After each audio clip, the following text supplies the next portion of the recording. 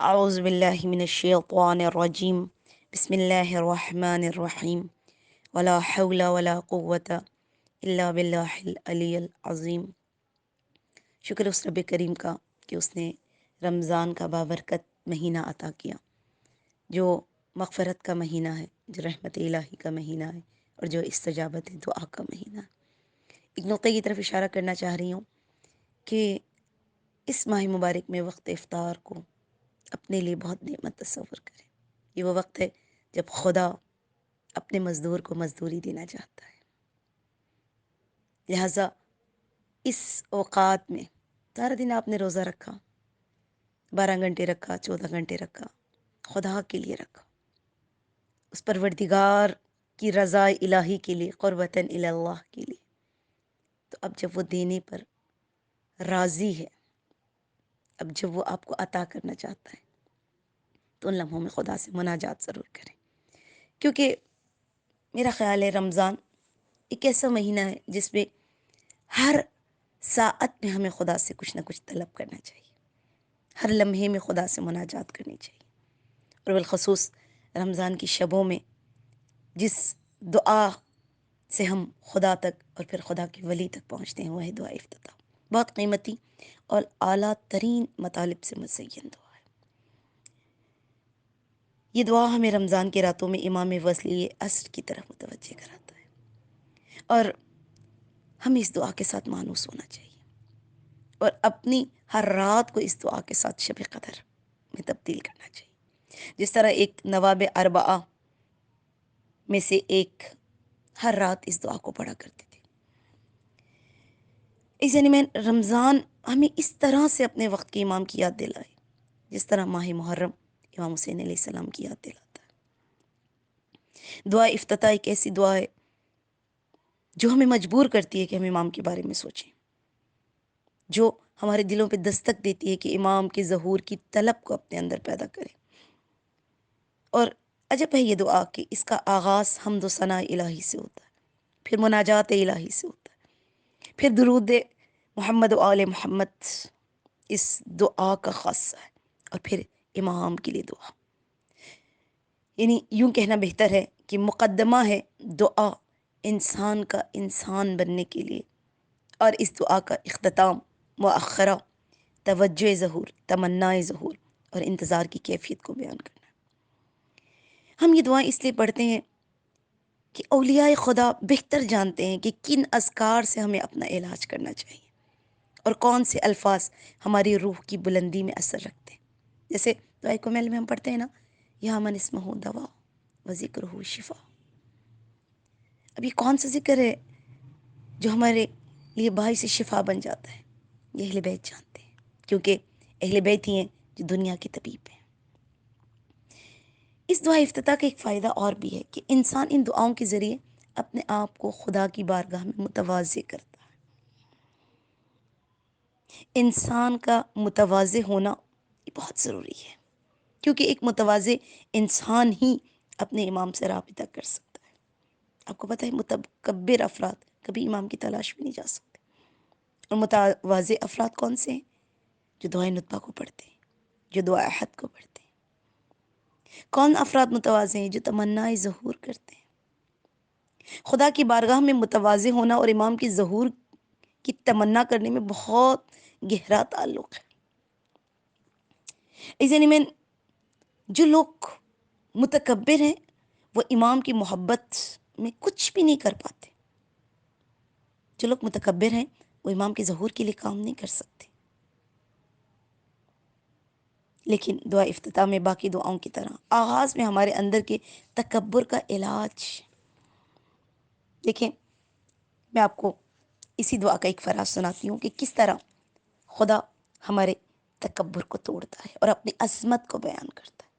کیونکہ انسان کے اندر میں کب آتی ہے؟ جب وہ سمجھتا ہے کہ میں سب سے بہتر ہوں، لیکن نہیں، سب سے بہتر خدا کے ساتھ، سب سے اعلیٰ خدا کا مقام۔ الحمدللہ الذی لیس لہ منازع۔ کتنا خوبصورت جملہ ہے! تعریف ہے اس پروردگار کے لیے جس کا کوئی برابر کا مقابلہ کرنے والا نہیں۔ الحمدللہ الذی لیس لہ منازع یعادلہ ولا شبیہ یشاکلہ، اور کوئی اس کا ہم شکل اور کوئی اس کی شبیہ نہیں، ولا ظہیر یعاضدہ، اور اس کا کوئی مددگار نہیں جو اس کی دستگیری کرے، قہر بعزت الاعزاء، وہ تو بڑے بڑے عزت داروں پر اپنی عزت سے غالب ہے، وتواضع لعظمتہ العظماء، اور اس کی بارگاہ میں اور اس کی عظمت کے آگے بڑے بڑے جھکے ہوئے ہیں، فبلغ بقدرتہ ما یشاء، اور وہ اپنی قدرت کاملہ سے جو چاہتا ہے وہ کرتا ہے۔ یعنی میں ان جملات کی لذت وہی محسوس کر سکتا ہے جو خدا کو اتنا عظیم جانتا ہو، جو خدا کی قدرت کو بیان کر کے، اس کی قدرت کی تعریف کر کے اپنے آپ کو جھکاتا ہو۔ لیکن جو غفلت اور جو متکبر ہے، جو سمجھتا ہے نہیں جو میں سوچتا ہوں وہ ٹھیک ہے، جو میں کرتا ہوں وہ ٹھیک ہے، جو میں کر رہا ہوں وہ ٹھیک ہے، وہ اس ہم کی لذت کو اپنے اندر محسوس نہیں کر سکتا۔ کون خدا؟ ایک اور فراز، الحمدللہ الذی من خشیتہ ترعد السماء، تعریف اس اللہ کے لیے، کس اللہ کے لیے؟ کہتے ہیں جس کی ہیبت سے آسمان اور سکانہا، اور اس کے رہنے والے کام جاتے ہیں، وترجف الارض وعمارها، اور زمین اور اس کے اندر بسنے والے تھر تھرا اٹھتے ہیں، وتموج البحار، اس پروردگار کے خوف سے سمندر بھی لرزتے ہیں۔ اور کیا ہے؟ وَمَن يَسْبَحُ فِي غَمَرَاتِهَا، اور اس سمندر میں جتنی چیزیں ہیں جو جو اس کی گہرائی میں ہیں، وہ سب خدا کی تسبیح کرتے ہیں۔ کتنا عجب ہے یہ انسان کہ اس خدا سے غافل ہے، اس ذہن میں اس خدا سے غافل ہے جس کی تسبیح کو زیر زمین بھی کیا جاتا ہے اور آسمان کی اعلیٰ سطحوں پہ بھی کیا جاتا ہے۔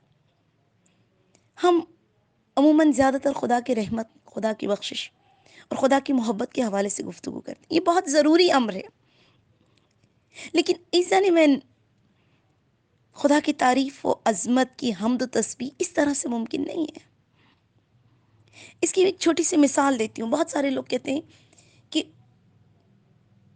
اتنا کریم خدا، وہ جبار کیسے ہو سکتا ہے اور قہار کیسے ہو سکتا ہے؟ کیسے ہو سکتا ہے کہ اس کے آگے انسان تھر تھر آئے؟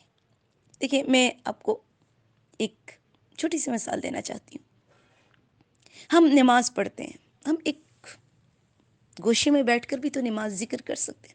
یہ جتنے نماز میں اذکار ہیں، یہ سبحان ربی الاعلی، سبحان ربی العظیم، یہ سورہ الحمد، یہ تشہد، یہ سلام۔ لیکن خدا کیا کہتا ہے؟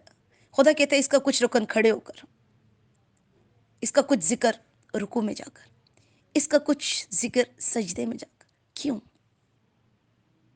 خدا چاہتا ہے کہ ہم اپنی ہر حرکت کو خدا کی عظمت کے تابع کریں اور خدا کے تابع ہونے کا اظہار کریں۔ یہی خدا کے آگے تابع ہونا خوف خدا ہے۔ دیکھیں، میں کبھی کہتی ہوں کہ نماز کے الفاظ اور رفتار بھی بڑے عجیب ہیں، بالخصوص سجدہ کتنا عجیب ہے کہ انسان اپنے آپ کو اتنا جھکا دے، پست کر دے۔ لیکن ایک ذہن میں اصل میں خدا انسان کو اس طرح سے پست کر کے اس لیے راضی ہونا چاہتا ہے کہ خدا بتانا چاہتا ہے اے میرے بندے تو اتنا ہی پست ہے، بلکہ اس سے بھی زیادہ پست ہے، لیکن یہ میں ہوں جو تجھے بلند کرتا ہوں۔ خدا چاہتا ہے کہ اس نماز کے ذریعے، اس سجدے طولانی کے ذریعے ہمارے اندر کا یہ غرور نکل جائے، ہمارے اندر کا تکبر نکل جائے۔ کیوں؟ اس لیے کہ ہم انسان ہمیشہ تکبر کے خطرے میں رہتے ہیں۔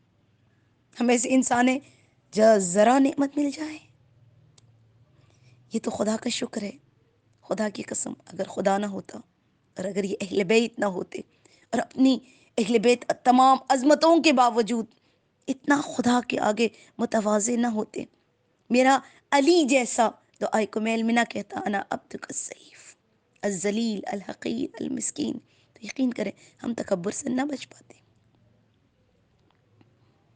ایسے میں یہ بیماریاں، یہ کمزوریاں، یہ پریشانیاں، یہ امتحانات، یہ انسان کے تکبر کو توڑتا ہے۔ پھر بھی انسان کو کبھی کبھار ان تمام امتحانوں میں، کمزوریوں میں، بیماریوں میں بھی انسان کی انا ختم نہیں ہوتی، تو پھر یہ انسان کو یاد دہانی کی ضرورت ہے کہ انسان تو اپنے تابع نہیں ہے بلکہ تو خدا کے تابع ہے، اور خدا کے تابع ہونے کے لیے نماز کی ضرورت ہے۔ یہ نماز اثر رکھتی ہے ہمارے دلوں پر۔ کس دل پر اثر رکھتی ہے؟ وہ دل جو متواضع ہو، اور انسان کا دل جتنا خدا کی بارگاہ میں متواضع ہوتا چلا جاتا ہے، انسان اولیاء خدا کا احترام کرتا ہے۔ انسان متواضع ہو تو رسول اور اس کی آل پر درود و سلام کرتا ہے۔ انسان متواضع ہو تو پھر انسان سوچتا ہے کہ اس پروردگار نے مجھے کتنی عظیم نعمتیں عطا کی، اور یقین کریں خدا کی عظیم نعمتوں میں سے ایک نعمت زمانے کا امام ہے۔ خدا کی عظیم نعمتوں میں سے ایک نعمت یوسف زہرا ہے۔ خدا کی عظیم نعمتوں میں سے ایک نعمت مہدی موعود ہے۔ کتنا اچھا کہا ایک عالم الدین نے کہ اگر انسان کو پتہ چل جائے نا اسے خدا نے مہدی فاطمہ کی صورت میں کیا نعمت عطا کی، اسے خود جناب زہرا کی صورت میں کیا نعمت عطا کی، اسے ایک انتظار کی صورت میں کیا نعمت عطا کی ہے، تو یقین کرے وہ اپنی ساری پریشانیاں، اپنے سارے دکھ، اپنی ساری تکلیفیں بھول جائیں۔ کیا فائدہ اس نعمت کا کہ جس نعمت کا تصور انسان کو مشکلات میں قوی نہ کر سکے۔ دیکھیں جب ہمارے دامن میں کوئی بہت بڑی نعمت ہوتی ہے تو مشکلیں کتنی بھی آئیں ہم اس نعمت سے اپنے دل کو خوش کر لیتے ہیں۔ میں آپ سب سے گزارش کروں گی، زندگی میں مشکلات آتی ہیں لیکن یقین کریں اگر آپ امام کو ولی نعمت سمجھتے ہیں تو آپ کی تمام خوشیاں امام سے منسلک ہونی چاہیے۔ آپ کو اپنے ہر بڑے سے بڑے دکھ میں، مجھے اپنے ہر بڑے سے بڑے دکھ میں اس بات کا احساس کرنا چاہیے کہ میں لاوارث نہیں ہوں، خدا نے مجھے ایک زمانے کا امام عطا کیا ہوا ہے، اور میری زندگی کا فوکس بھی یہی ہونا چاہیے کہ میرا امام مجھے قبول کرے، میرا امام میری دعا کو سن لے، میرا امام مجھ پہ نظر کرم کرے، اور اگر میں مر جاؤں تو میرا امام مجھے قبر سے اٹھا کر اپنے لشکر میں شمار کرے۔ اس دعا کے ساتھ کہ پروردگار اس ماہ رمضان میں کی ہوئی ہماری عبادتوں کو قبول فرما، ہماری دعاؤں کو مستجاب فرما، ہمارے بیماروں کو شفا عطا فرما، اور پروردگار اس ماہ مبارک رمضان میں مالک جو مانگ رہا ہوں وہ بھی عطا فرما، اور جو ابھی تک نہیں مانگا اور میرے حق میں بہتر ہے بلکہ ہم سب کے حق میں بہتر ہے، خدا وہ نعمتیں بھی عطا فرما، اور خدایا ہمارے مرحومین جو پچھلے سال اس ماہ رمضان میں تھے اور اس سال نہیں، خدا ان کے درجات بلند کر۔ والسلام علیکم ورحمۃ اللہ وبرکاتہ۔